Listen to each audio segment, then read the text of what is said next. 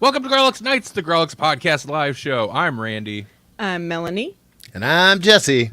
See, now, what were we thinking? We can't have a conversation unless our intro music plays first. Yeah, it's not Grawlix Nights unless we have sax, a phone. That's right. Okay. Hold on. Streaming now and link and post. Okay. So we tried to do, I had an idea. But we're not doing that idea now. We're back at StreamYard. We're going to do a Facebook room, but it's which is a good idea. And like we were saying, in the future, maybe we'll experiment with that again. You know, try to like organize something, get a bunch of people to join us in the facebook.com/group/Grawlix podcast to hang out, play some, I don't know, Exploding Kittens or something. Right. Watch Jesse draw on a whiteboard in a black room. Yeah. Hashtag in the future. Yeah. See, the energy is just so much different on a podcast. But it's the idea of like talking to each other like we're doing the podcast, but it's just us in a video chat that's not being recorded. Right. It's weird. The theme song makes a lot of difference. I don't know what it is. It's magic. Does. Yeah. It amps. It elevates the energy levels quite a bit. So it's been a little while. It's been a couple. We take a little vacation, which is fine. It's good. We need vacation times. Yeah. Even though we were working the whole time. Right. I mean, it was a vacation from Grawlix. We'll be real. We took a vacation from you. From all of our healthy outlets. Yeah. To focus really on the stuff that is just The soul-crushing stuff that pays the bills. Yeah. That's 100% truth.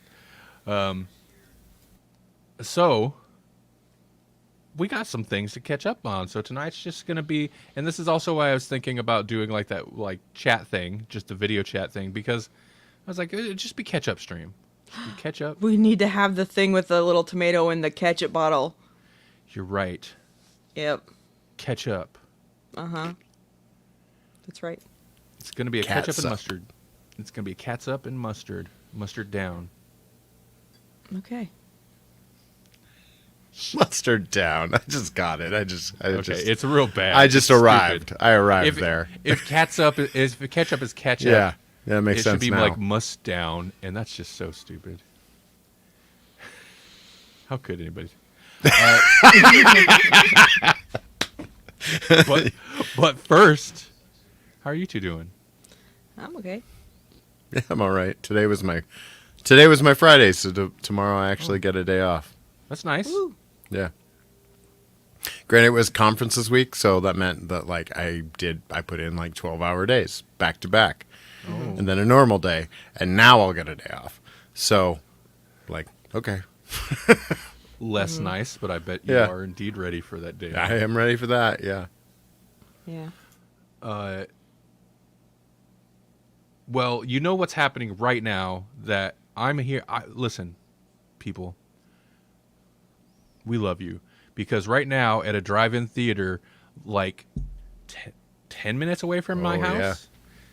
Return of the Living Dead is playing. That is Oh amazing. man, So, I you would guys love to don't go see it. understand how much of a priority Grawlix must take because Yeah. Return of the Living Dead. It's so good. That's. I hadn't even thought about it, but then I seen they had that list, and I'm like, that's like such a good drive-in movie. It's Right. funny. It's fun. It's ridiculous. Ridiculous. That's right. It's gory. That's And what you it guys just. recently went to several drive-in movies, didn't you? All Well, at once. Yeah. Oh Yeah. yeah. We did. That's one of the things we can catch up on. We went to last week, Friday. We went to a Friday the 13th all-night marathon at the drive-in. We didn't last all night, but they played 7 Friday the 13th movies. The first, like the original proper series, back to back all night long, which is amazing. We got through the first 3. Right. We could have gotten through all of them, but we had other people with us because, you Right. know, you want to share the experience with people. So we Right. took Randy's mom, who is awesome and goes to these all the time Yep. anyway. And then my niece and my nephew, the older ones. This was Who their had- first time at the drive-in. Yeah. So that was exciting. But then they pooped out early. Well, I didn't. Honestly, if I had to go with anyone, which of course I had to, it's weird to get. I like going to a movie theater alone, but going to a drive-in alone is a little weird. I'll concede that. Unless I was going by myself though. Hey, Maddie D, what's going on? Hey, Unless I was going by myself, I had no expectation of getting through all 7 movies.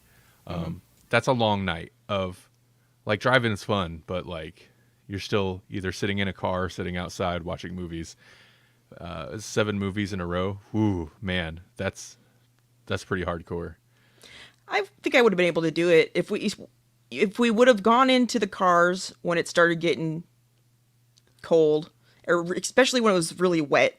It got really wet and cold. It was weird.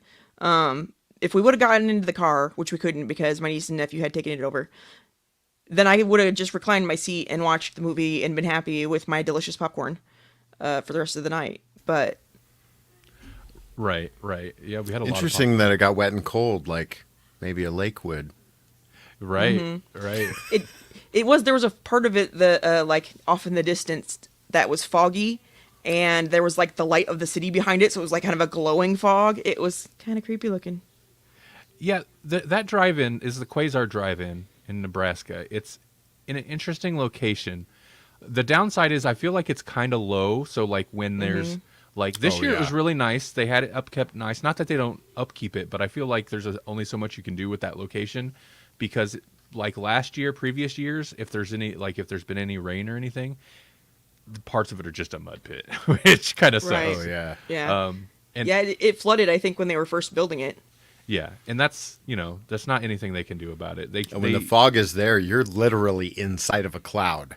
right, Yeah. right. Because I Yeah. drive through that area when I go to work every morning, and it's like, yeah, on foggy mornings, you're driving in a cloud. Yeah. Yep. Oh yeah. Yep. Which is kind of cool. Like nobody expects to like amazing. You can't expect. You don't go to a drive-in for like the highest quality, crystal clear picture. The projector's really good, but there's still a lot. There's like that highways like right next to it, so semis Oh, yeah. are going by behind Yeah. the screen. It's Right. like what? And I mean, Armed vehicles and whatnot. There's a combine. Somebody's trying to get an early start. it's in Valley, Nebraska, so you got to expect the weird valley stuff, you know?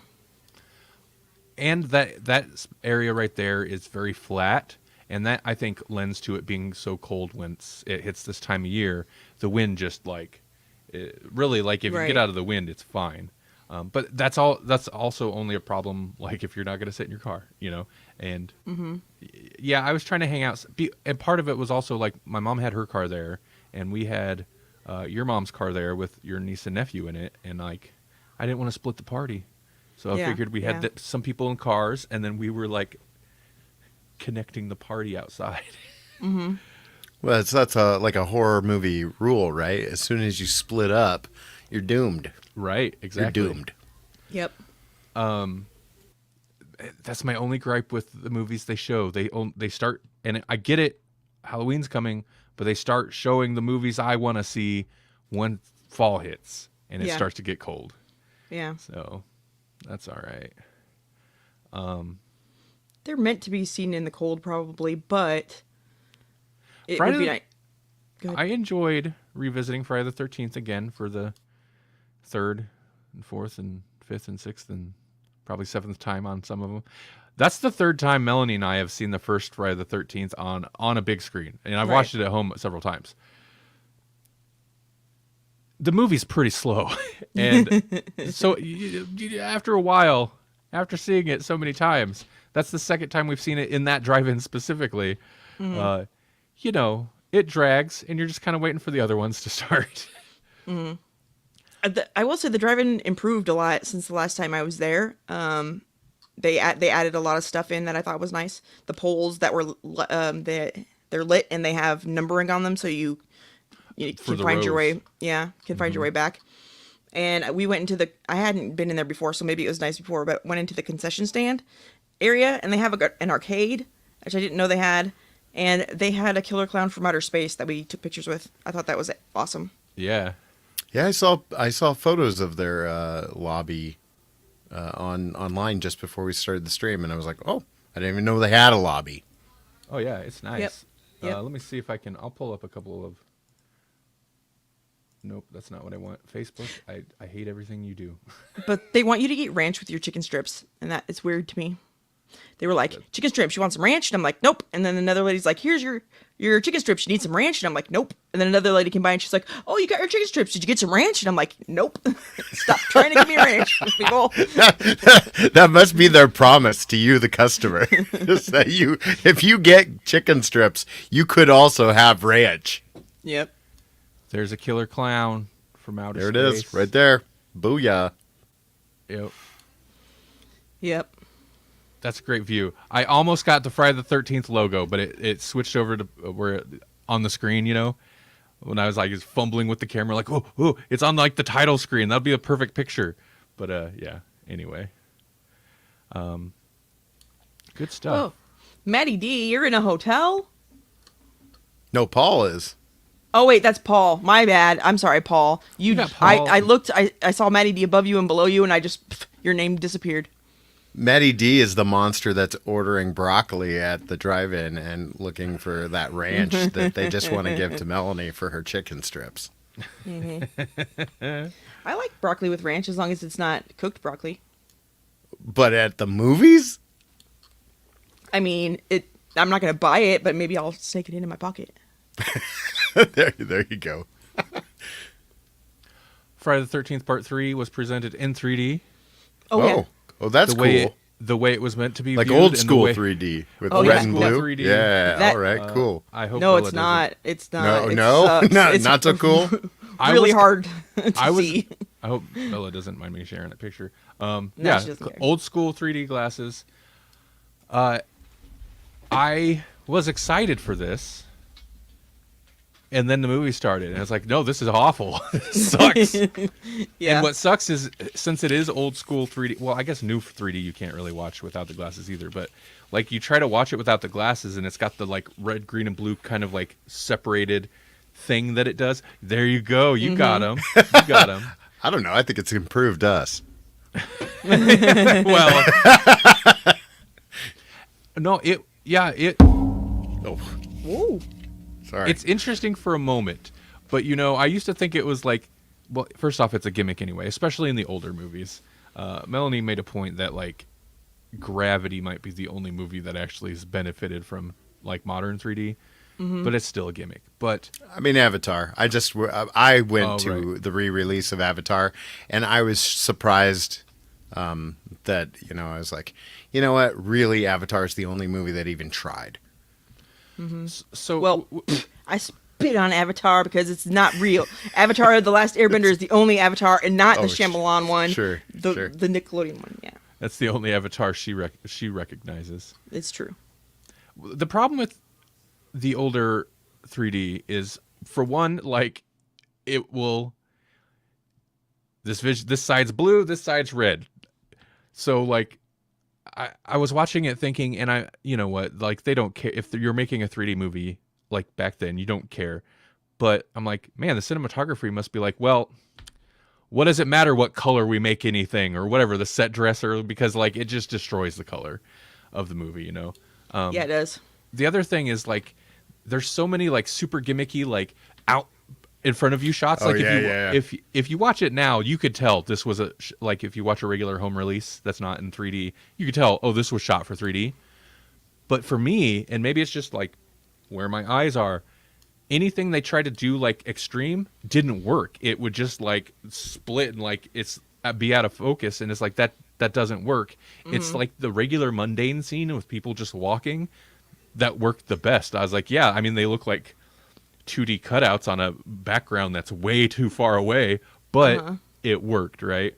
Yeah, and the really crappy thing about gimmicky movies like that is It's not like I'm just gonna like shove this thing in your face once. I'm gonna play yo-yo in your face for 3 freaking minutes. I'm like, this is stupid. Why are it's wasting your time? But whatever.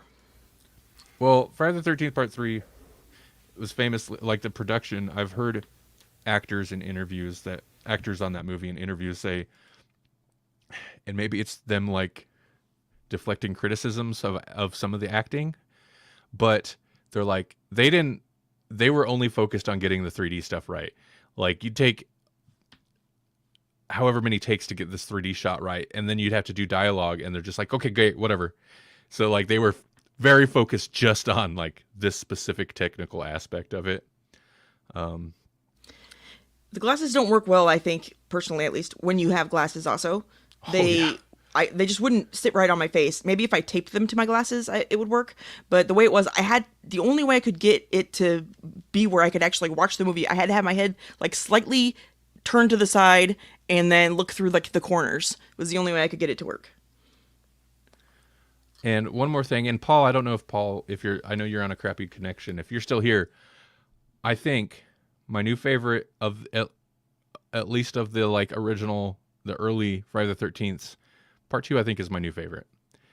Especially coming off of like watching Part 1, 2, and 3 back to back to back. Part 1 is such a slog for the like 17 millionth view. And then Part 2 is like so refreshing. Like, it clicks at a good pace. Most of the characters are at least not like hateable. Like, they're fine. Whereas in future movies, I feel like most of the characters are just like, ugh, I hate this character. Which one had the schlubby guy? 3. Okay. I think 3 had the schlubby guy. Yeah, I didn't care for him. 2 but 2 has also like, yeah, Maddie D, Potato Sack Jason. I like Potato Sack Jason. He's got the like potato sack bag over his head with the one eye cut out.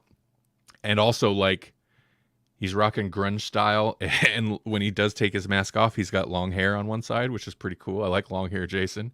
It's pretty metal. And it's got the best final girl, I think, of the franchise. I think she's one of the best final girls ever. She takes a chainsaw to Jason and then breaks a chair over his back. Nobody does that. And she psychoanalyzes him. She like tricks him. She's smart. Yep. She's like Harley Quinn. Yeah. And she calls a guy white man.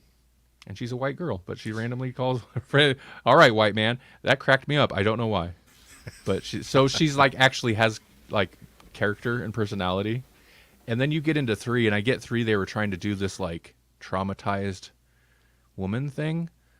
But like the final girl in Part 3 is just like, oh, I don't care about any of this stuff with you.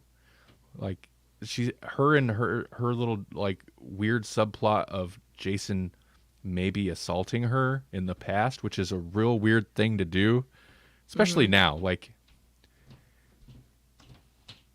Jason is such a, like, if anything, he's an anti-sexual person. Yeah. So it's weird to put that in there. They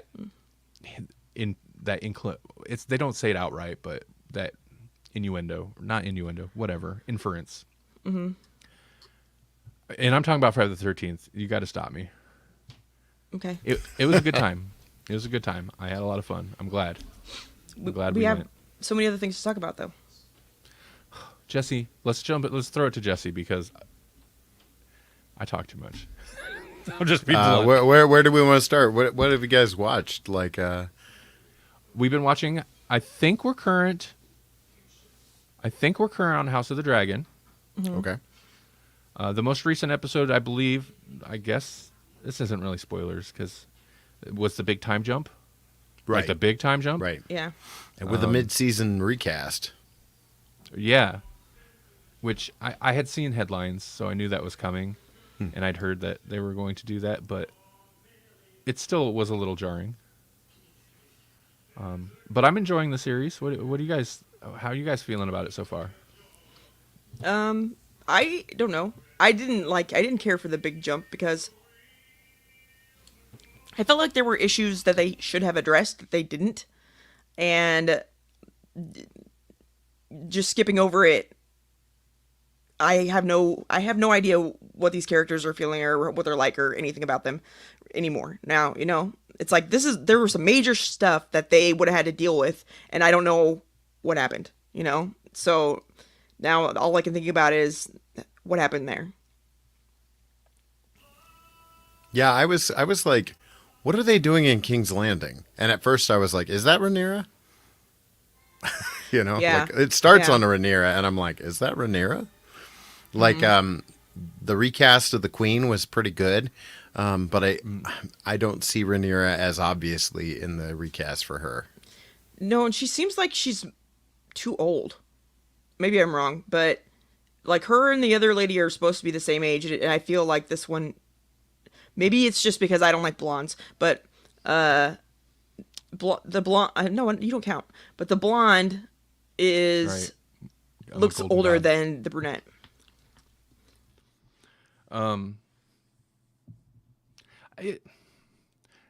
It's supposed to be like a 10-year time jump, so I guess, but I don't know. It seemed obviously not all actors were recast because some people are already adults and they're just like, All okay, the whatever. men. You're right. You're right. I No, don't- no, the husband of Rhaenyra was recast. Right. Right. Oh, was he? Yeah. Oh, I didn't realize that. Yeah. Yeah. But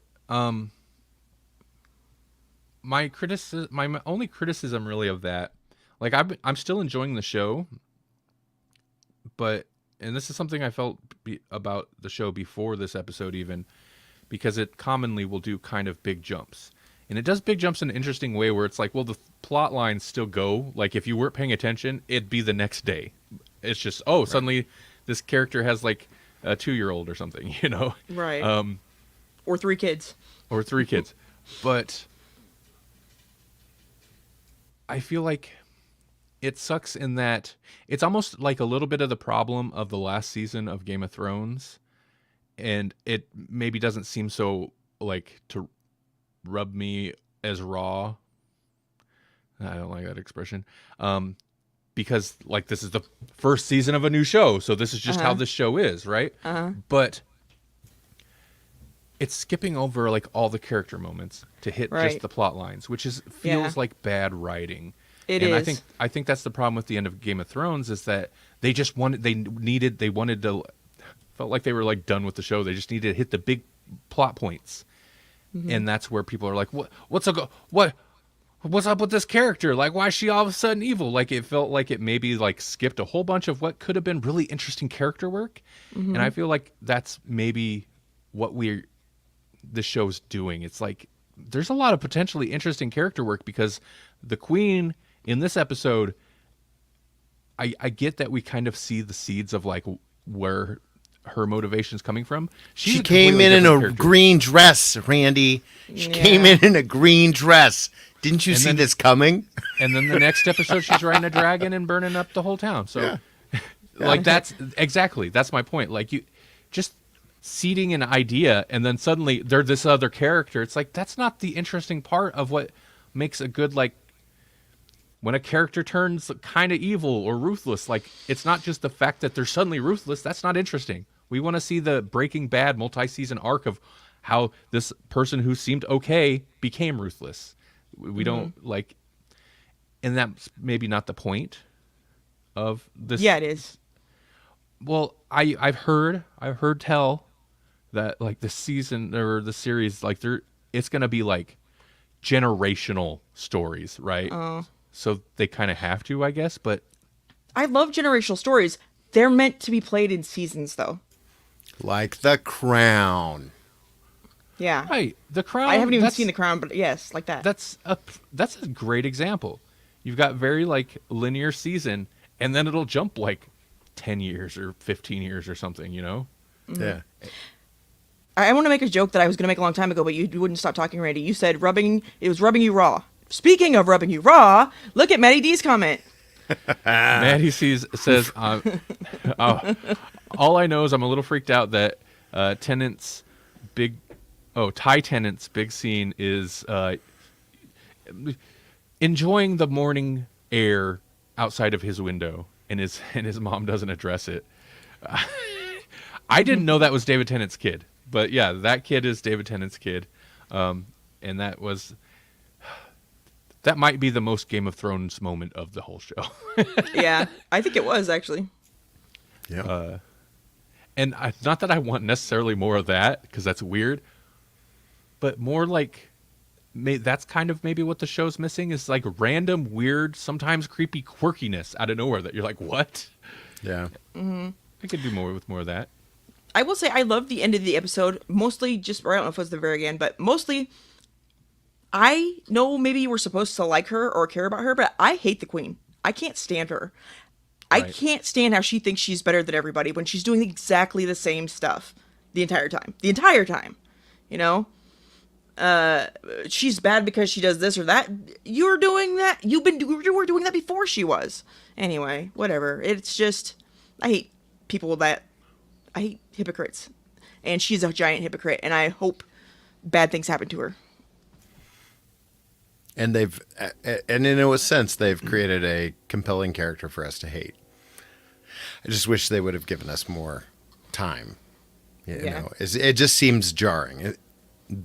This feels like in the wrestling world, it's heat that you develop, right? But it's supposed to be developed. It's supposed to be earned heat, like a rapid heel turn. Has to have a good story behind it for it to stick. Otherwise, the audience isn't going to buy it. Right. That reminds me, speaking of heat and whatever, it's like the wife of, Damon? yeah, we should care that Yeah. she went out and had her dragon murder her. Or whatever, you know. It did it because she wanted it to, but Right. that should make us real sad. That should make us feel something. It was I a feel compelling nothing. I don't- scene. I mean, Yeah. it was pretty, it was good, but Yeah. I didn't spend enough time with that character to have any emotion behind it, you know? Right. Right. It was a compelling scene. It should have been a heartbreaking scene. Exactly. Well, it's kind of like the death of his first wife, who we met in the scene that he then Right. kills her in. Like, it's like, oh, like I've heard him reference his wife. That's the first time we had seen her. And Yeah. she seemed like a cool character from the 3 minutes she was in the show. Isn't this like the definition of fridging a character? Yeah, yeah, really. Isn't it? I mean, like it's Yeah. yeah. They're like, ooh, and they were almost proud of it. I don't know if you watched inside the episode or whatever after the episode. Sometimes I stick around. They were kind of like we needed to at least meet her. we needed to at least meet her. They were all You're like patting right. themselves on the back, and I was like, I think what you just said is you fridged this character. We needed to at least. I think you meet her. kind of feel like you're clever for fridging this character. It's weird. Maybe it's not fridging, you know, but I was. It's still She was introduced in order to die. right, like having a couple throwaway lines in an episode and then introducing her in the scene she dies. It's not that much different than having like a character who played by different actresses because they're younger versions of her pop up twice in the series, and then we're supposed to care when she has a couple character moments in the episode that she's then killed off in. Like that sucks. Well, and then when her family member, confronts Damon at the wedding, it's like, there's going to be chaos, but it's like, we just met this guy too. Like, we feel bad for this guy, but like, Right. only because we just saw, an untimely end of a person we didn't know before. Yeah. Yeah. How can they not address that at all? I know we're complaining about it. I'm enjoying the show. I like Yeah. it. Right. It just feels like, and really, it's kind of like our Brightburn review, right? Where we talked so Right. long about Yeah, this yeah, yeah. movie that we kind of didn't like. But because that's, I think, really, that's worse than if it were just bad. There's so many missed opportunities. Right. Like, it could be Yeah. so much better. And that's what is missing compared to, other than maybe some humor, compared to Game of Thrones, is we had seasons and seasons of like really interesting, good character development that like introduced horrible, despicable characters and never really redeemed them, but kind of made you like them at a certain point, right? Yeah. Like, and kind of earned it over the course of seasons. Right. And I'm thinking specifically of like Jaime Lannister. Like he's never Oh, yeah. really redeemed, but after a certain point, you're like, I kind of enjoy this guy, right? Yeah. Dude, I'm the kind of Hound is shipping a- him and that night lady, you know? Oh That yeah, the kind of Hound. thing. Yeah. The Hound is a horrible person the entire time, even when he, like, I don't know if he loses his memory or what, or he's just trying to be a good guy. Even when he's a good guy, he's a bad guy. He's never a good guy. But he's awesome. yes, exactly. He's one like of my lovable. favorites. He's like a lovable, evil, vile person. Right, exactly. But that takes time to do that. It takes good writing to do that. When Sansa Stark, she was the brattiest one, you know, and then as time goes on, you're just like, oh man, maybe she's, you know, maybe she has every right to be a brat. Yeah. Well, I mean, she earned the right to be a brat, maybe, but she was a brat the entire time. But Sure.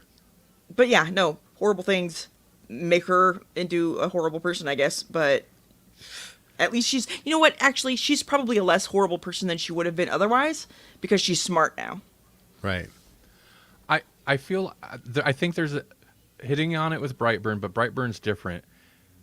There's a theme to the things that, like, when we just rip a show apart, even if we like it. Doctor Who, it's not enough just to hit these like plot points and like, there you go, that's character development.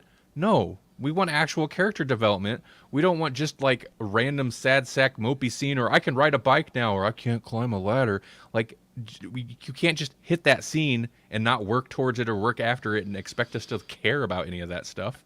Right. Like, so it's kind of the same stuff we complain about with Doctor Who. It's like my life. So much wasted potential. And I could have been great. And Could instead have been I'm a just contender. instead I'm just funny and okay, you know? Jeez.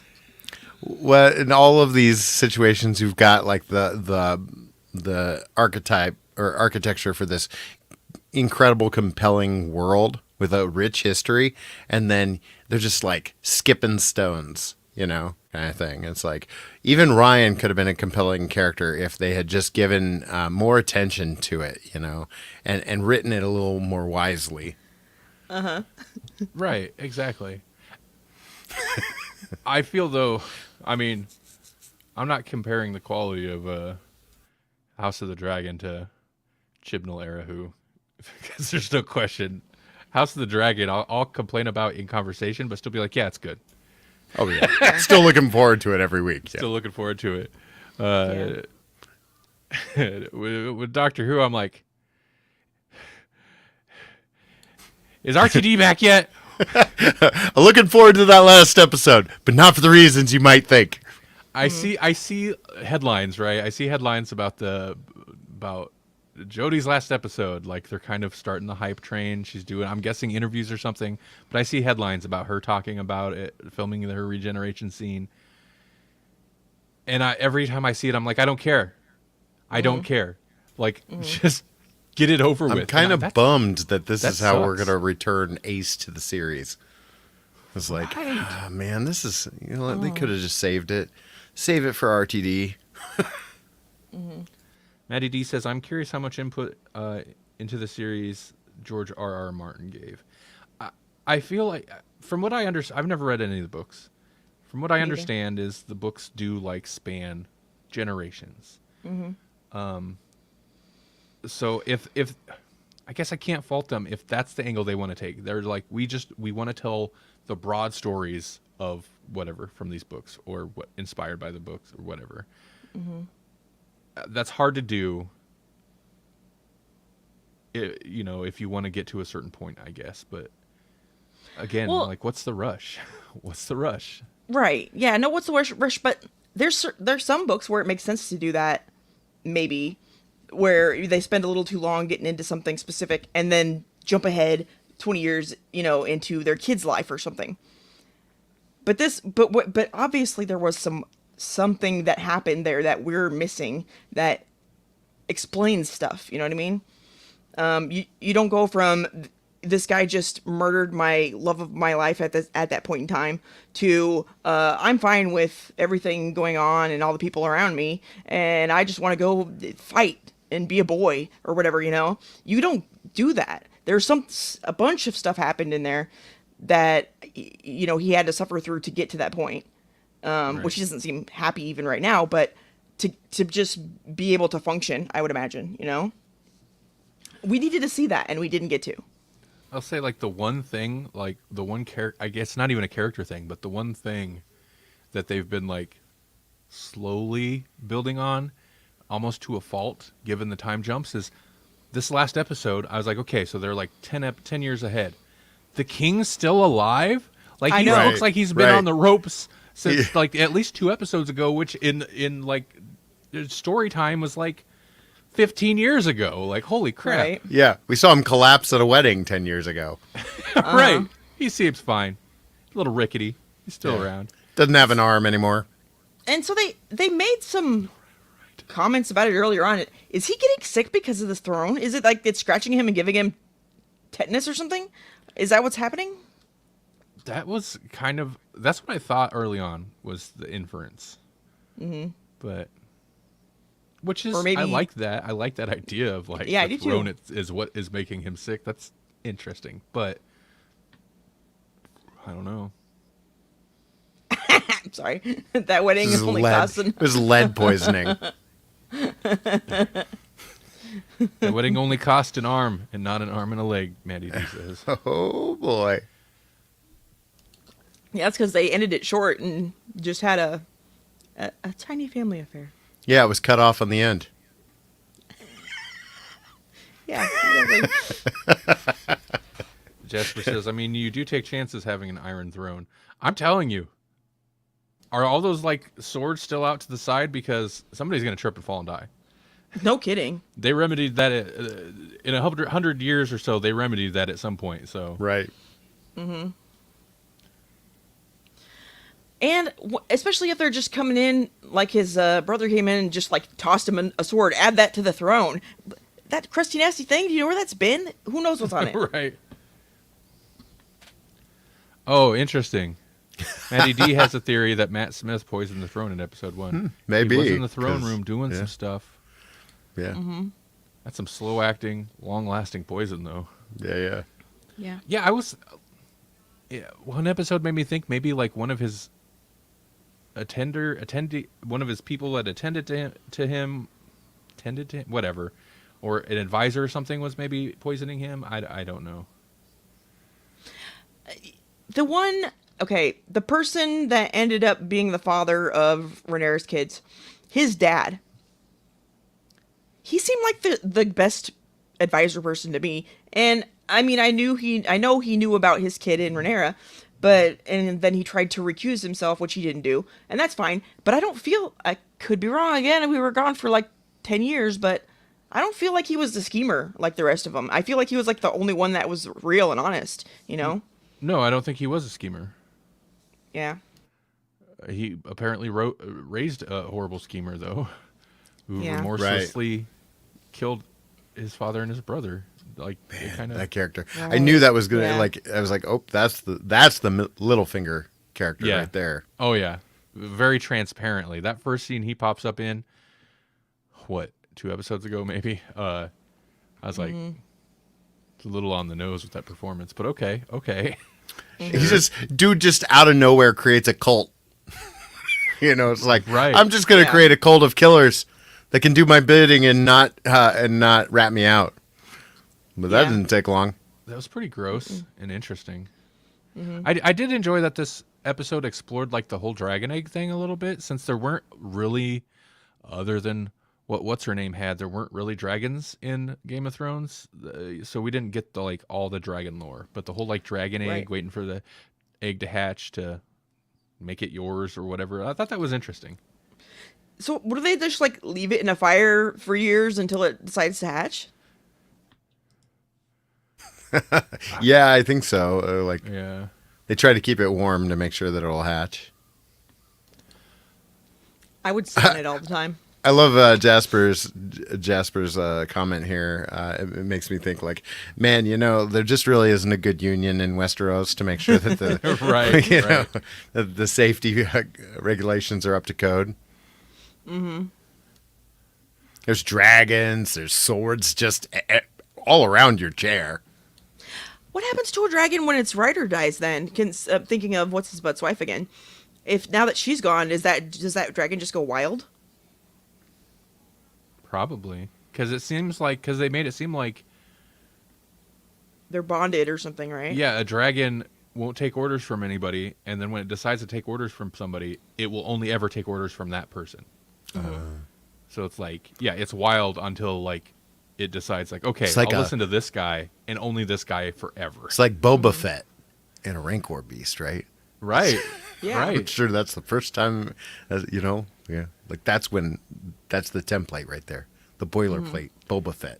This is gonna jump off topic. I have not seen the new Star Wars show, but I've been hearing. I haven't good either things. yet. Okay. Yeah, I was I've heard good curious. things, but that's the one show that I really haven't jumped in on yet. My Disney Plus app won't work. It just doesn't work. I Oh, don't so know you what's guys going haven't caught up on She-Hulk either. on. No. Oh. No, No, we That's too bad. I think you guys would like it. It's so irreverent. yeah, we should. Instead we got all up in some Bee and Puppy Cat. Bee and Puppy Cat. Let's do this. Oh man. So this is what a delight. What a constant pleasure this show is. Bee and Puppy Cat. We had watched a couple episodes of it way back because it was a YouTube show.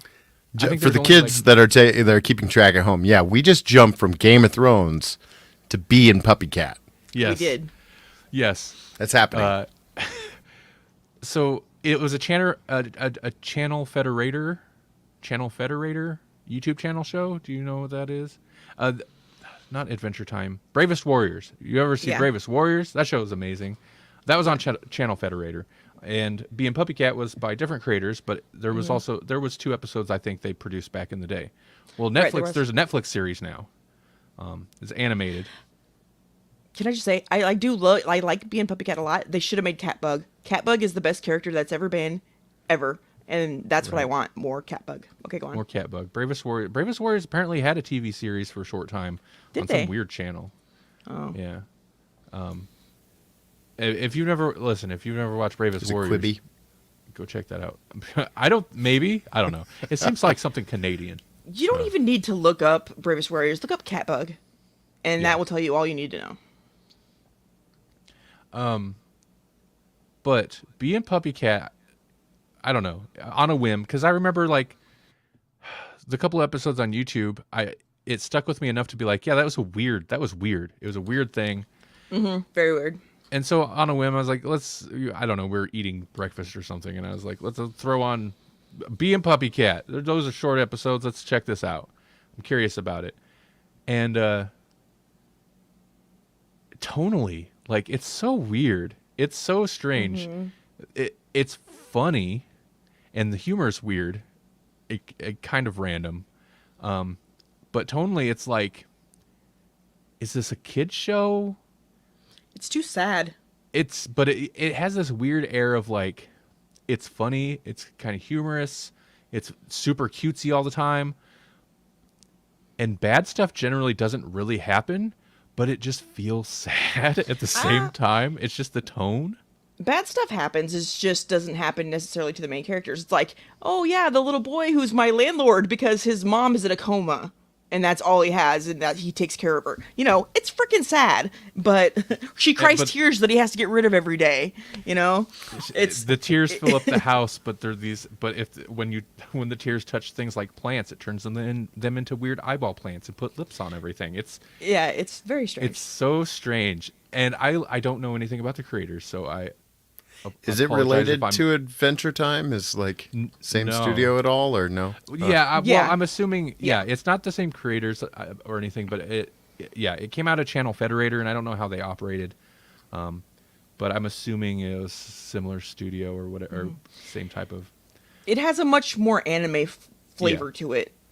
A couple episodes in, I was like, this is what you get when American kids grow up on Pokemon and anime. Oh yeah. You get this like weird mesh of like, it's definitely not like Japanese sensibilities or humor at all, but it's got so much like anime influence. But like the cutesy kind, the like I don't know. I don't know how to explain it. But not cat bug, puppy cat. Puppy cat's the best. He's such a negative, negative character, but that makes him even more adorable. Yeah, it's very strange. Anyway, I don't know. It's very strange, and Randy loves it. Except it's sleepy time watching because it's. I don't know why, but it is. The music is reminiscent of like, either like, you throw on some lo-fi beats and do your homework while it's raining outside, or you turn on Minecraft and that Minecraft piano music starts. Oh, that's the music. Like that's the kind of music like the whole episode, every episode. Like it's just got that. But the premise of the whole thing is she wishes for companionship, I think, something like that, and gets catbug, or not catbug, Puppy cat. And Puppy Cat is a superhero of some nature and takes that. So they go together on adventures in other planes, maybe? You say adventures. They're temp workers, so they have to go do weird jobs on these other planets. They're doing weird jobs on these other planets. Or not even planets. It's other planes of existence, I believe. And adventures ensue. Yeah. And they have weird friends on the planet that they live on, which is... I'm not sure that it's not Earth, I don't think. I don't know. They have like a day that has all the seasons in it, so I would imagine not. But yeah, in rapid succession, one day it just like flies through a bunch of seasons. It's weird and interesting.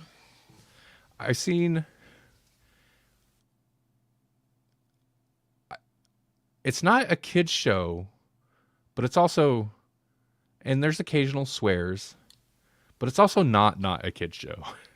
Mm-hmm. It is. I'd say it's a teen. No, not teen. It's a tween show. It's and a like 40-year-old show, whatever . It's for everyone. It's for everyone. If you come across it and you're like, "What's this? That looks weird and cutesy." It is. Watch it. I highly recommend it. Check it out. It's super strange. Like again, tonally. I think that's the first thing. It's like, what's happening? Why is this? But and the humor is like, sometimes it's funny, sometimes it's like okay, sometimes it's hilarious. I don't know. Whatever. Go watch it. They need to quote me as they're like, you use me for promotional. That's the quote. I don't know. Whatever. Go watch it.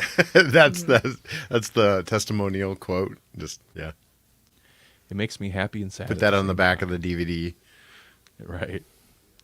But we're on episode 15 of 16. Is it 16 episode season also? Which I was like, wow. But we're on episode 15 of 16, so it's almost over. And Randy will be sad. Yep. So Jesse, what else you been watching? I've been watching the Lord of the Rings show, too.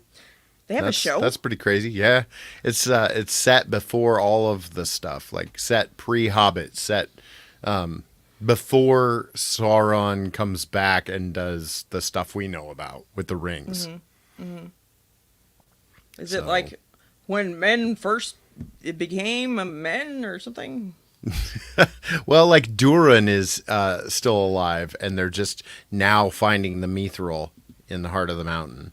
So like there's all sorts of stuff that's made out of mithril when we watch The Lord of the Rings and when we watch The Hobbit. Like I think his armor or whatever that Bilbo gets from the elves maybe or the dwarves was made out of mithril, and I think Sting is a special elven blade made of mithril or some other substance like mithril. So like this is just like the dwarves discovering it for the very first time, and you see a young Elrond and a young Galadriel. Do they focus more on dwarven stuff? Because I feel like they need to.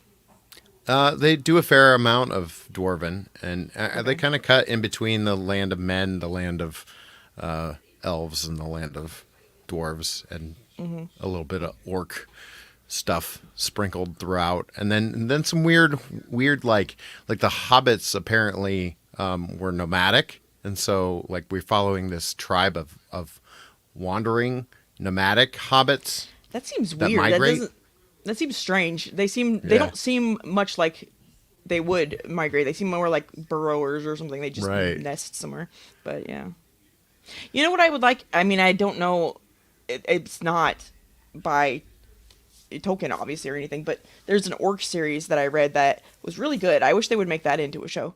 But it's like the orcs, a group of orcs, not all of them, but a group of orcs get like sucked into, because of a wizard or a witch, whichever, get sucked into other worlds and like end up on one where all of the orcs there are like pacifists, and they're like, what the heck is going on? And they're all like mistreated and they're like slaves, so they like help free the slaves and they become the good guys, you know.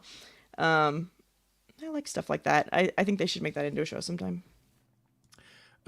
Maddie D says, dude, hope you are giving an accurate explanation because Covert Nerd will be screaming his podcast player right now. Whatever it is. Yeah, your podcast stuff's machine is going to get lots of yelling at it. It's... Whoops, I'm back. I think it's based off of this Silmarillion, so I don't know how accurate it is to the book. Well, but that book is so like the almanac of Middle Earth that I think they're taking some liberties. I have not watched the show, so the most I know about it is that it made angry white guy YouTubers very angry. And I had a thought. It's like, what if, and I'm not entertaining this like get woke, go broke nonsense, but what if it's not the case of like the Amazon show got woke? What if what you should be asking is, what happened to the non-white hobbits between that and Lord of the Rings? Right. Oh man. Are we suggesting that maybe there was like a homicide? A complete genocide of... Oh, man. What a ridiculous thing to get upset about. There weren't Asian hobbits or whatever it is they complain about, right? Like, what? I'm sorry. There weren't hobbits. They just... It's the whole mermaid thing. It's like, you're right. Black mermaids didn't exist because none of them did. Right. Anyway, I gotta push back against that anytime I can. Yeah. No, I enjoy that aspect of the show. Actually, it's like it feels like it's a more real fictional world.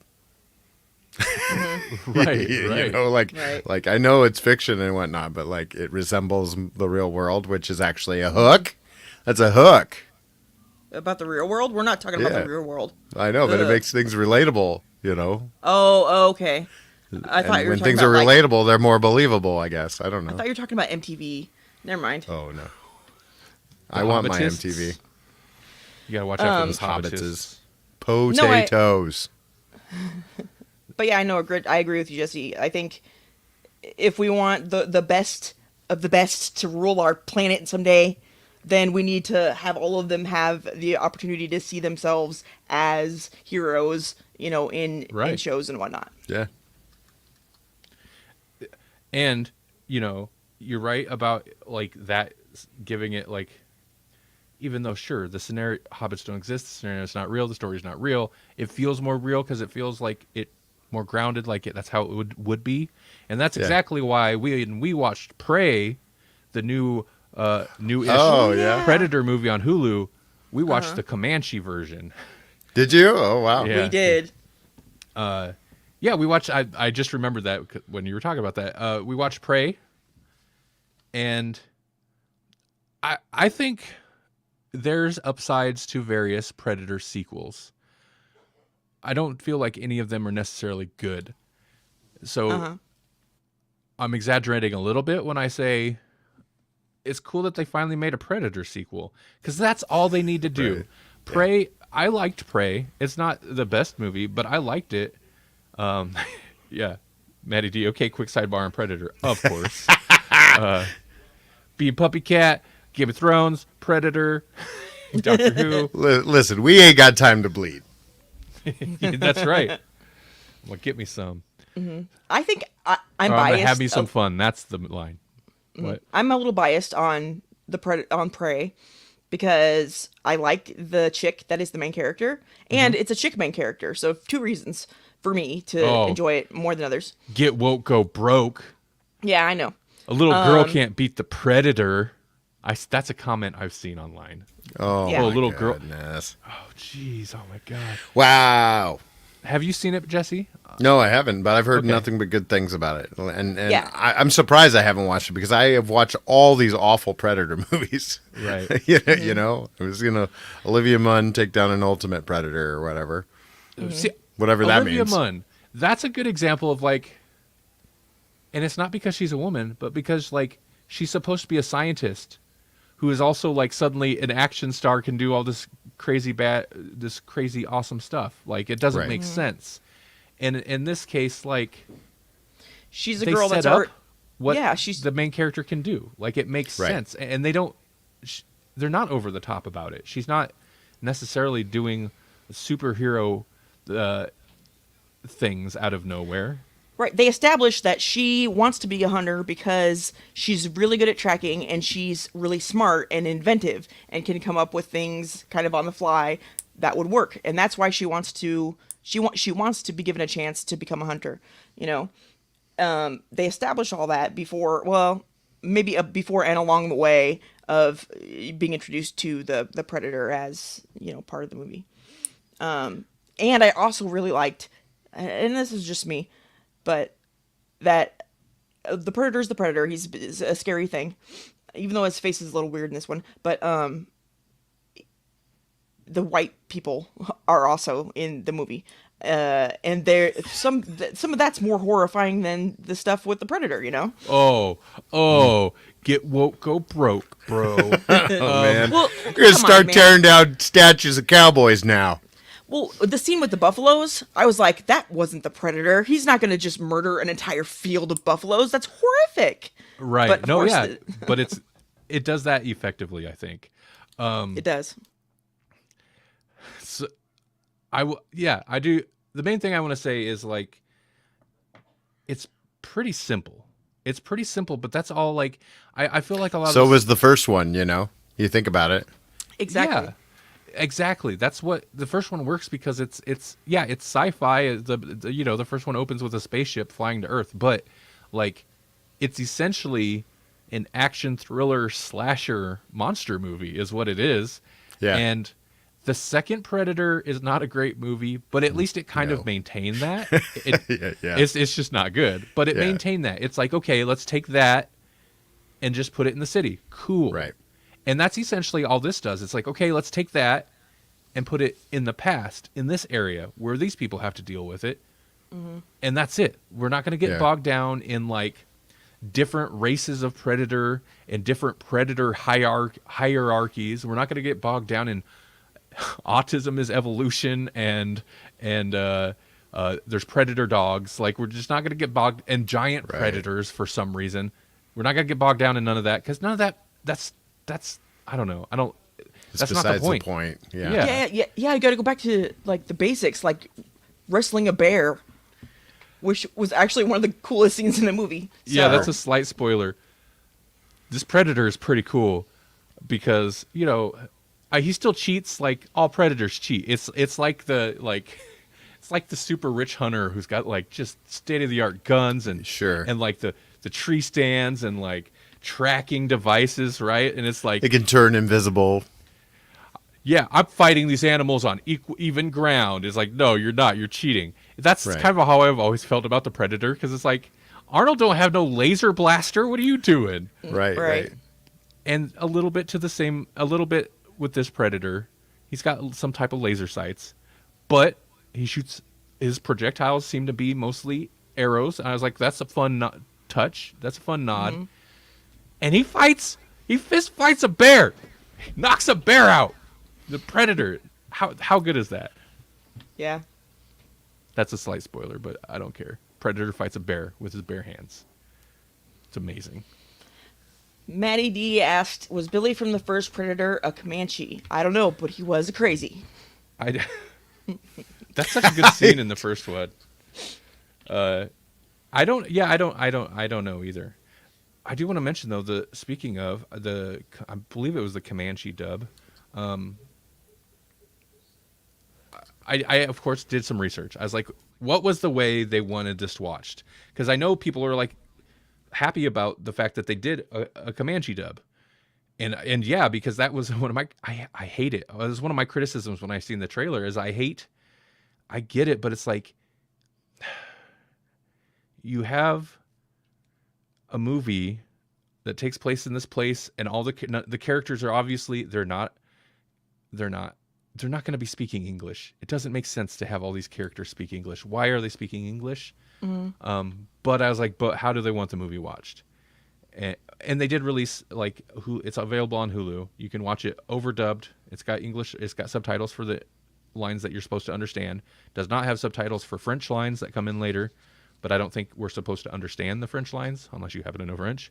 But they overdubbed it in Comanche, which I guess is like it's maybe a first for like a native language, a movie being completely overdubbed in a native language.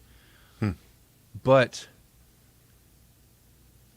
I opted to watch that one, not just because I want to go broke because I'm woke, but because apparently that's the way like the script says at the top. All language in Comanche. So like that's the way the filmmaker wanted it to be. And of course they didn't film it that way because no studio is going to sign off on that. It'd be hard to find that many actors probably that speak Comanche that can actually act. I would imagine. I don't know, but it doesn't seem like there's a whole lot of representation in movies in the movie industry. That's an interesting point about not just that, like, because I'm sure you could find enough actors to fill the roles, but like, are they the right actors? Like, are they like, that's an interesting point. I felt like it didn't seem off though. Like, I felt like the overdub worked. I felt like maybe one or two of the Native Americans weren't very native, but other than that, I didn't have a big problem with it. I'm sure that's not the case because I feel like you can't do that now. Like you can't get away with it. I don't know if you can get stuff for being like an eighth, they could put you in a movie and say that you're fine. But I'm like, you look like my neighbor, okay? So I don't know what to tell you. We're on such dangerous ground.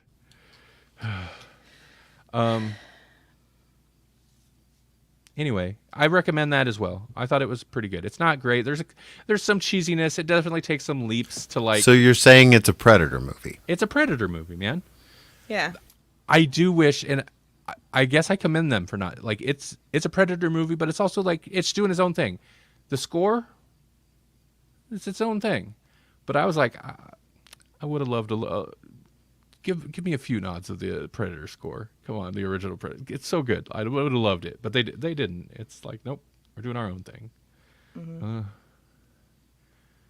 Where's my fan service? Nobody called anyone an ugly MFer. There was I can't remember what the line was, but was this technically then a Disney thing? Yes, Probably, yeah. technically. Wow. Yep, because when they acquired Fox stuff, they got both Alien and Predator. Right. Yeah. I think it's time for a new, actually good, maybe Predator and Alien movie. Or an MCU crossover. That Yeah. reminds me, I want a Predator chasing down a Hulk. Jasper said a little bit ago, did you see that they made MCU's Armor Wars into a movie and not a series? I didn't see that. I wonder why they switched that. It seems like when you add multiple characters like that would have suited their Disney Plus show idea better. But who knows? Yeah, they're not always the smartest. Speaking of, man, the streaming services, I feel like the bubbles burst and they're starting to like scramble. I don't know if the bubbles burst, but man, like I think the HBO, merger really is hitting HBO because it's like what's HBO going Max on there? is such like on shaky ground with that merger. Like, man, Discovery really kind of screwed the pooch, as they say. I don't know why they say that. That's a weird expression. I don't understand. It's an awful expression. really is. Don't do that, folks. No, come on. Grawlix cares.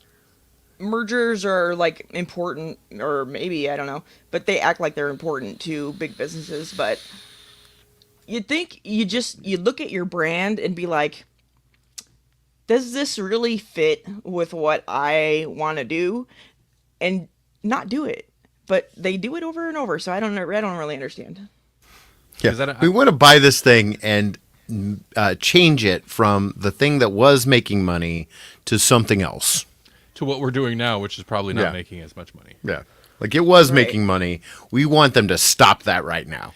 To hear their plan, the bit I've read about it, to hear their plan, the idea that they want to merge it with Discovery Plus and like put an emphasis on like their crap network style unscripted cheap pump out reality show type crap. Mm-hmm. That's people. I like HBO Max because it's not full of that. Like Netflix is on dangerous ground with some of the crap they pump out with that, as far as I'm concerned. If I wanted Hulu, I'd pay for Hulu. Yeah. I don't. So. Right. Hulu has some good shows though, like The Patient. Check that out. And We've Prey. been watching that. And Prey. Yeah. Oh yeah. If I wanted to pay for Prey. But even when you pay for Hulu, they want you to pay more, or else you're watching TV. That's another thing. It's sounding more and more like Netflix is pushing. They're going to do that. They're going to add a ad supported tier. They're going to have to because yeah, everybody keeps not paying. Right. But yeah, that's what you get. Yes. If Netflix wants to add an ad supported tier, okay. But does that mean you're going to raise the price of the regular tier again? Because man, you got to stop it. You got to stop it at a certain point.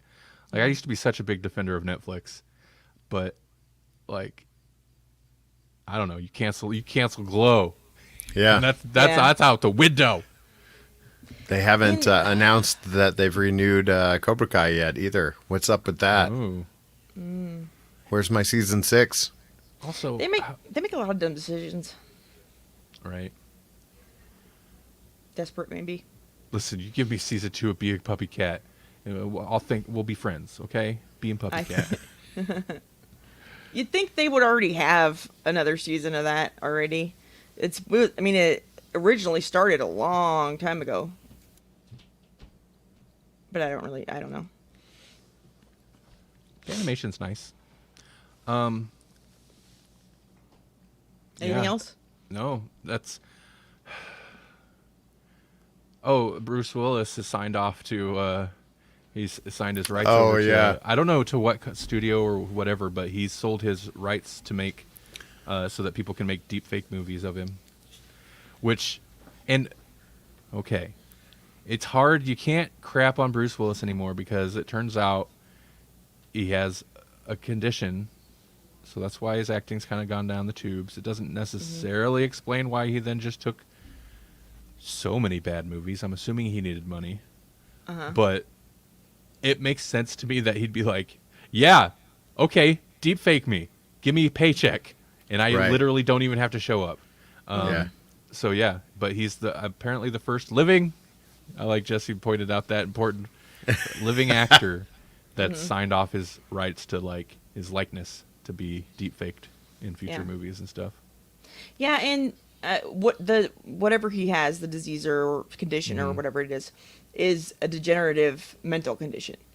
So and it's real serious. It'll probably kill him. But did James Earl Jones technically beat him to the punch on this? Oh right, James Earl Jones finally actually retired from voice acting Darth Vader, and signed off on the rights for them to basically deepfake his voice in future productions. But deepfaking a voice and deepfaking, because you can deepfake a voice, but there's probably quite a few people that can do James Earl Jones pretty good because they've been practicing their entire freaking lives. So even if he didn't sign off on it, somebody else would do it and be almost the same. You can't you can't make another person's face without a bunch of prosthetics unless they are like, yeah, okay, go ahead. Yeah, I was gonna say you can't. Since Back to the Future 2, you can't do that without their permission either. Right. So. And even then, they had to use prosthetics. Well, yeah, but like what's his name? Crispin. There's that. Oh yeah. It's an interesting little rabbit hole to fall down to looking into, like, because he wasn't he didn't come back for Back to the Future 2, so they found somebody who kind of looked like him, and then like did prosthetics to really look like him, and it's pretty. Right. It was Yeah. convincing. I didn't even know he wasn't him until you told me that later. Exactly, and he sued them because of that. Because, yeah, I mean, unless he had like, that is stealing his likeness, even though it's not him playing the role. And that's not. I mean, that's kind of the same as like deep faking somebody. It's not really any different. Mm-hmm. Right. So, yeah. The actor could do his voice though too, because it sounded like him. I thought. Hey. Yeah. You know what else AI can do? It can make music videos. Actually, they do have notebooks where it'll automatically make music videos, but those aren't the same. I made a music video. It took me like 4 months. You should go check it out. Yeah, it's good. It is. It's a good super science. Let's go to my website, superscience.xyz. I put the music video, since it's new, like right up top. He is the future. Yeah. Have you checked it out yet, Jesse? Yeah, no bad if you haven't. I really want your reaction to it. I haven't had a chance yet. I'm going to though. I so want. interested. I was so tempted. I was like, I wonder if he'll let me like watch him while he watches it. Reaction video. Okay. All right. But yeah, go check it out. I'm hoping the algorithm picks up on this one. It took a lot of time. It did take a lot of time, and he did it sneaky like, because I saw him make half of it, and then he did the other half when I wasn't around, so I didn't know what happened in the video. Yeah, when things start to get a little weird and dark, yeah, I made that, but Melanie didn't. It was intentional. Like, I played it for her, and she's like, "Oh, I didn't see that," and I was like, "I know, I know you." Which is impressive considering, like, she works right there, so like Right. she's always like in here. Yeah. But yeah, go check it out. It's pretty cool. It's amazing. I think it is. I think it's pretty Ooh, cool. that does sound amazing. What I wonder if there's anything else that could possibly ever be amazing. There's lots of things that are amazing. I don't know if they're as amazing as that, but Oh, they are. They are. They're more amazing. But one amazing thing is that some scientists at the University of California in San Diego were able to direct a swarm of nanobots made from algae cells and covered with a layer of antibiotics through the lungs of mice. Then they were able to clear them of pneumonia microbes. And then they had a batch of untreated mice that they all passed away within 3 days. So obviously their treatment actually did something. It was the reason. I still think that's a messed up thing to do, but whatever. But they want to hopefully be able to use this method soon in humans, because not only does it target the specific area they need to go to instead of just spreading through the body, but it reduces the chances of inflammation, which can be really harmful, especially in your lungs. A lot of people die from that, in fact. So they're super jazzed that hopefully soon they'll be able to start human trials. Wow. Yeah. It's the Algae beginning. bots. Did they actually, like, nanobots have been a thing for a long time, and they've been talking about like medical uses for it, but I feel like there hasn't actually been anything it hasn't actually been implemented in anything. As Right, far it as- Well, I was think- more in the realm of sci-fi for a long time. Like even was it Knight Rider? The ill-fated Knight Rider was made out of nanobots, and like so the Right. car could just like reverse itself on a dime, kind of thing. I was like, this is a little much, even for Knight Rider fans. I do think part of the thing, and that's why they're made out of algae cells. I think part of the thing was they were like, well, but then you're just going to have these little robots floating around in your body. Well, that's why they made these ones out of algae, so they're still biological or whatever. So they'll deteriorate and decay, and like, you'll pee it out or whatever.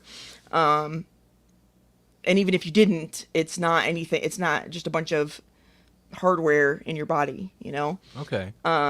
So yeah, I do believe that that's a part of it. Oh, I didn't even think about that. They're algae. So that's weird. It's an organic robot.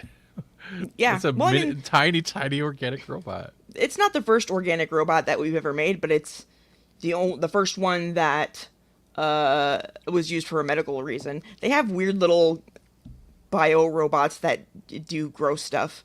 They like swim around and do things, and I mean, they're not gross. It's just me. I feel like it's gross because it's like It's a muscle gross.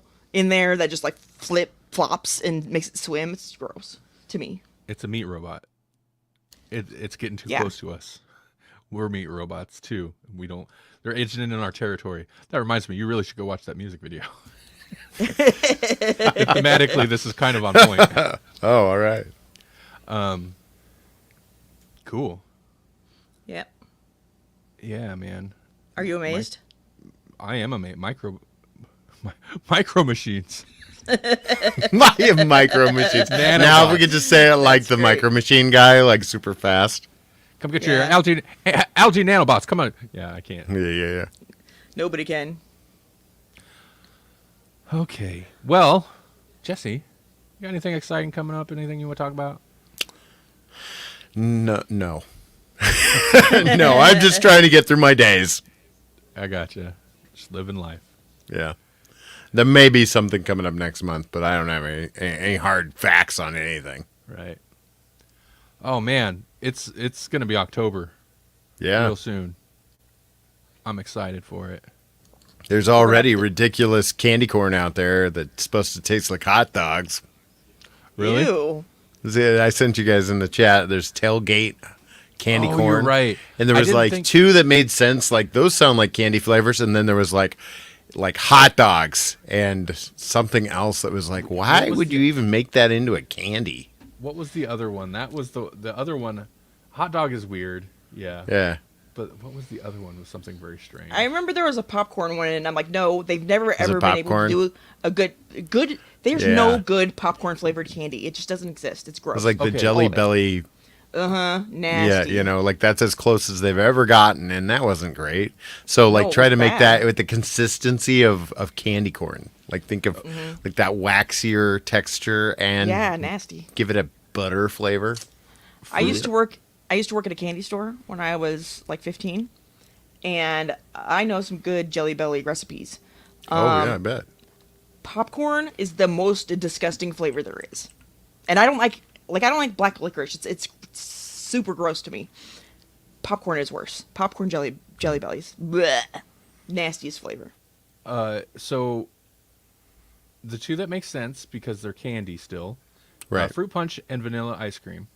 Oh yeah. But then hot dog. Wait. Together? No, Because no. that's gross. Okay. I'm assuming separate.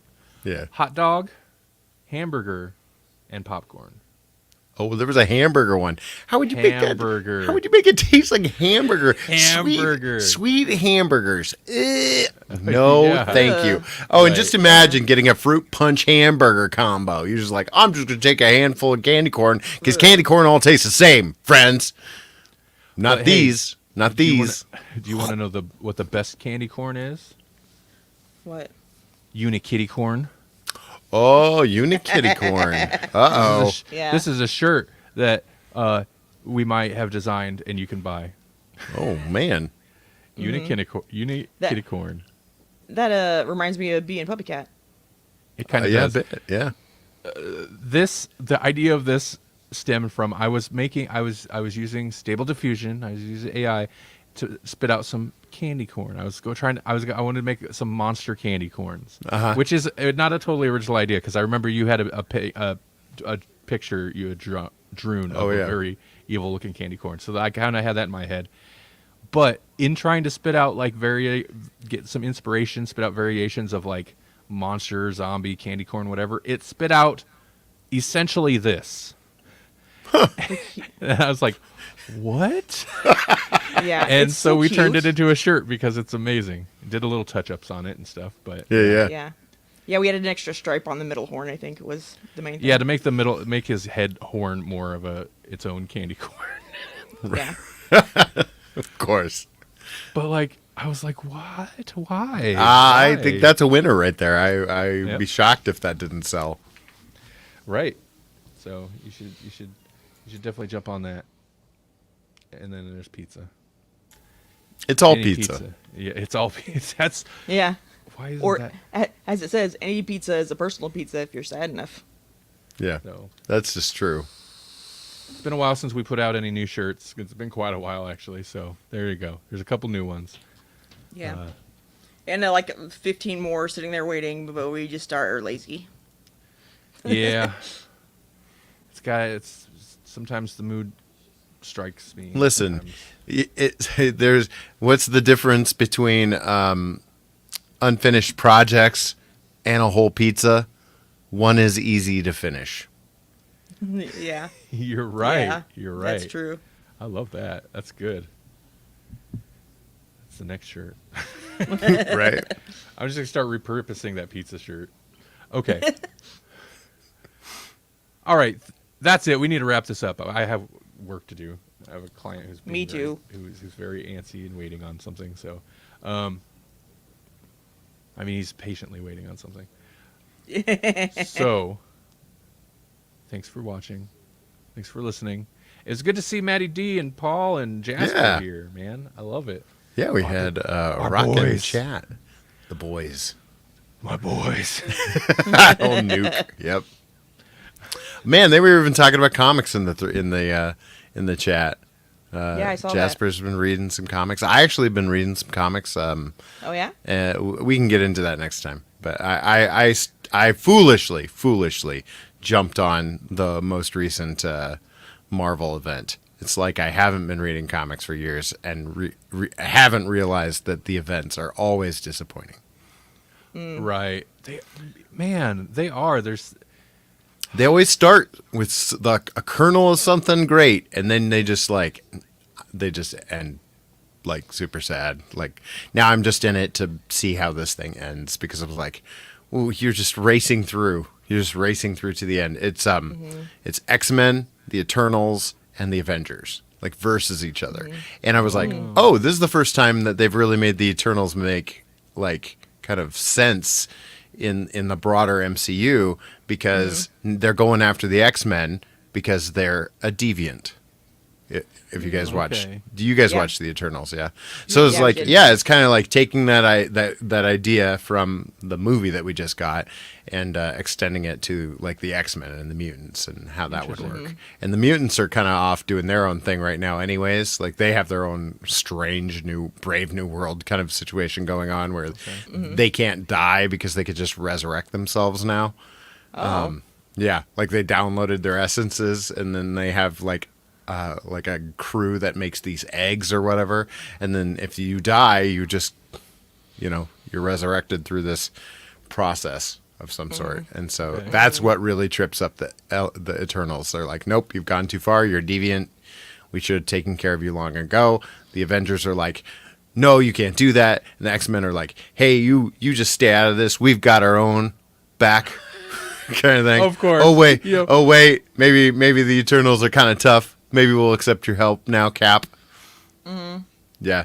So I mean, like, it's an interesting idea. It's like an interesting kernel for a story, and then they just race it, or actually they put it into a bajillion books. So if you actually want the whole story, you've got to buy like the Avengers Judgment Day, and you've got to buy the X-Men Death to the Mutants Judgment Day tie-ins. And I'm not sold on the idea that those books are actually worth buying. Man, that must still be very profitable because they still do it. They still right. Yeah. Those big events are so tiresome. Yeah. That's probably why they start strong. They're like, we need a strong idea that's going to hook people and get people interested. And then they're like, okay, well, how do we pay it off? They'll have to be in there till the end. Doesn't matter. They'll be so invested at that point they can't stop. Yeah. Well, that's what works. They'll just like, I'm this far in now. Yep. They'll Amber Heard. Yep. I'm too deep. I'm in too deep. I'm in too depth. Yep. Oh, man. I wonder what his first big movie's going to be. You know he's getting roles again. I know he got his lawyer lady. Did he get his? I don't think he got his lawyer. Did he get his? He did. She broke up with her husband and they're dating. Wait, the one? The one? I don't know lady? which one. I just know one of the females. Okay. If it was Camille. Yeah, I know. That's what the internet wanted. Yeah. Were they shipping lawyers with Depp? Oh yeah. Oh yeah. Oh my goodness! But to Man, be I fair, did though, not pay enough attention. She was fire. I was in it. I was into Depp. She was good. She was. You were into Depp. She was. That's Listen, the next T-shirt. Into Depp. reality agreed because she had thunderclaps that were timed with her like big speeches. It was amazing. It was. The weather was anyway. A magical time and place when Amber Heard and Johnny Depp's horrible marriage laundry was aired out on public TV. Yeah. Oh, anyway, it wasn't magical, but I don't know why. Why? That is such the like the kind of stuff I just don't care about generally. I just avoid that stuff. We don't talk about that stuff on Grawlix. Right. Because that's not entertainment. That's their whatever. That's their drama. I guess that's entertainment Right. for some people. But I did get pulled in because that is like It was so bizarre. Like was some such- of the testimony that we saw. It was just like, wow. some of that It was- stuff. Like if you wrote it for a movie, you'd be like, "This is so unrealistic." But Right. it was life. Yeah, yeah. It was the coverage of it that was the thing, because it was if it was just watching a trial, Right. we'd be like, this is boring. But it was the experts that, in body language that were testifying, or not Yeah. testifying, but breaking it down. Analyzing it. That's the stuff Yeah. that was interesting. Right. Being able to like really get to the cut to the prime juicy weird bits because they were weird bits, and not having to sit through 13 hours a day of court Right. proceedings. Yeah, Yeah. but Okay. I'm good. all right. Next week Thanks, on Amber everybody. Heard Cast. Haven't you heard? You did it. I was gonna say you heard, but I like yours better. Haven't you heard? We're into Depp. That's why you'll be back next week, folks. Right there. That's the juice. Yeah. That's the spicy juice that we bring. The I don't know juice what got that loose. means. Wait, no, that's something else. Yeah. That's a different. You'll be court. back, will we? Who knows? At this point, that is probably how they feel. Oh, See you next goodness. week. Ish. All right. Thanks though for real for people that you guys, my boys that dropped in, definitely appreciated it. And for anybody watching or listening in the future, thank you. You're the real heroes. When does the boys come back? The boys. The boys.